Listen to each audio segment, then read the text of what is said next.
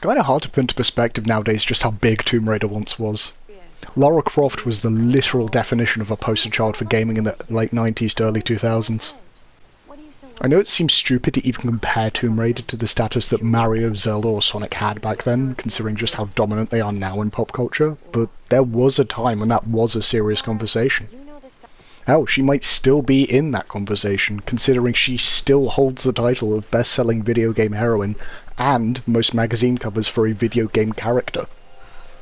Still an icon of gaming, but more of an icon of the past, as the franchise isn't quite what it used to be in terms of pop culture dominance. There are probably a million different factors as to why this is, though, but I'm too stupid and small and puny to explain all of it. I do not know everything. I am not a god. But I do play video games, so I can talk about that. Considering how well Tomb Raider 2013 sold, I still never played it, despite having it on PS3. I'd actually platinumed Rise of the Tomb Raider a few years before, but despite owning both its successor and predecessor, I never bothered to play them. And recently I found myself wondering why, considering I clearly liked Rise so much. So I did. Here are the ramblings of my brain. Enjoy. Tomb Raider 2013 is a fantastic game. Asterisk. In the visuals and atmosphere department, the game definitely surprised me. Not just graphically with loads of particles, high-res textures, realistic stuff and effects, but visually. Actually, namely the framing. The sense of scale here is fantastic. Lara truly feels almost insignificant compared to her surroundings, only adding to the feeling of helplessness being stranded already gives you. Imposing structures fill the frame, and the game makes use of loads of different extreme camera angles to really put everything into perspective. I think this also ended up contributing to another thing I liked, which was a lot of quieter moments. No dialogue, just audio.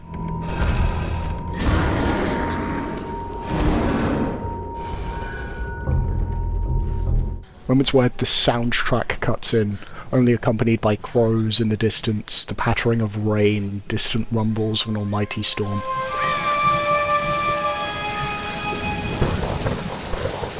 I remember encountering a shack playing creepy music from somewhere deep below, the door shaking violently in the wind. Someone there!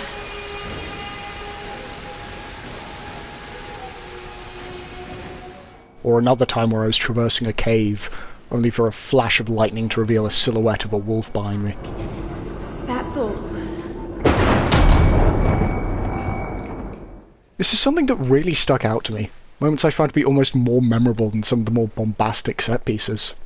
However, I'd be lying if I said the tone was completely consistent. It feels as if there are sort of two stories being told here.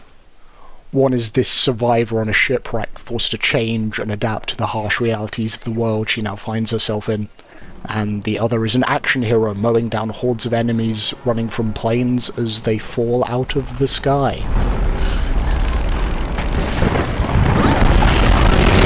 I also found that there were moments that interrupted scenes with a great atmosphere as I'd pick up a collectible and immediately be sucked out of the experience. Traditional no mask represents a hateful woman in the guise of a demon. This was definitely somewhat frustrating, as I found Lara's more grounded approach made it far easier to invest in the things that she was doing, rather than just being another day at the office.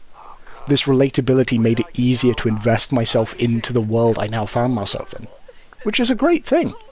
It's just significantly less effective when the story and the characters are so forgettable.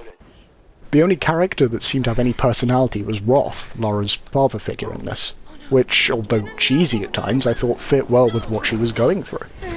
Oh, don't do this to me, you northern bastard! Arguably, the world is the most memorable character here.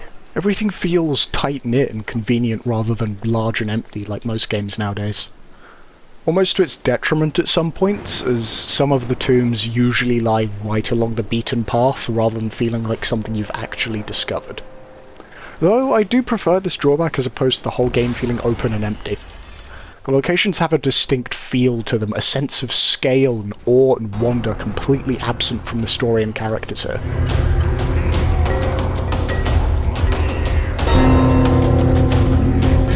Which ends up working well in this case, because the gameplay here is really good. Also, asterisk. Lara feels light, responsive, and just nice to control. The way she almost glides through levels is immensely satisfying, as even precise movements never felt clunky or unfair. This paired really well with all of the tools used for exploration. The use of a lot of physics-based puzzles I found to be really quite cool. I thought guns had a satisfying kick to them, aside from the machine gun, of course, and they all felt good to use. In terms of game feel, they absolutely nailed it. They also did a good job at keeping me on my toes. Perhaps due to either circumstance or Lara's inexperience, things would occasionally go wrong. I'd set up a rope bridge and I'd find myself in a freefall. The sort of thing didn't happen often, but as a result I found myself remaining far more engaged than I thought I would be. In sections where I would just think I was safe, I found myself paying attention, just in case. I also liked that Lara would stumble on a group of enemies and overhear their conversations. Not just generic dialogue about some regular topic, but debating on what their next move should be, and then doing it. Stay alert! Let's move inside! Or even having a conversation with Lara once they spot her and trying to reason with her. Get her! Look out! She's here! Hey, woman! Don't shoot! Let's be friends. The Guardians will kill us all for trespassing. Who are these Guardians? I thought that was amazing! But I did feel there were a few things it missed or did too much of, and as a result neglected other areas. I think towards the end it loses itself just a little bit in the action department and neglects a lot of the cool moments I had towards the first few hours of the game. And I also think it missed a really good opportunity with the death of Roth. He's made his last stand, he gives her the words that she needs to hear. You can do this. You're a Croft. Even says, "You are a Croft," whilst literally placing the iconic dual pistols next to each other in the same shot. Now, the second they did this, I thought that immediately Lara would now use both pistols, one of hers and one of Roth's. I thought this is sort of the moment where she would become Lara Croft and use her iconic weapons. And I also thought that narratively, that held a load of weight. This is how she ends up getting it. It is a memento of someone she lost and couldn't protect, and now uses it for this. But no, instead she just leaves it here with him. Now, I know that sounds a bit unfair that I'm getting annoyed over a hypothetical, one that I have come up with myself. And to that I would have to say, yeah, you're right. I apologise. Except they literally do this at the end of the game!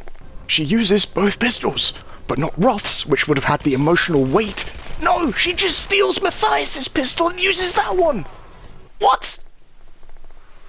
It seemed so obvious, and it would have meant so much more.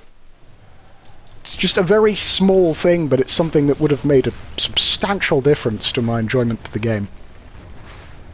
Considering that that's essentially my main big gripe with the game, that's incredibly minor. I found that despite missing this rather, I thought, obvious point, the rest of the game was more than enjoyable enough to play and traverse and explore, and I found myself overlooking great parts of it because of that. Even if there is no real story or characters of substance, at the end of the day, the game is still just fun to play. It's a really good action game, even though it isn't what some fans would want from a Tomb Raider experience. So, Tomb Raider 2013 is a fantastic game. Asterisk. It does have a few shortcomings, though I didn't feel as if any of them were grand enough to take away from the previous statement. Was this to say? I quite like the game. Yeah. I'd recommend it. Okay.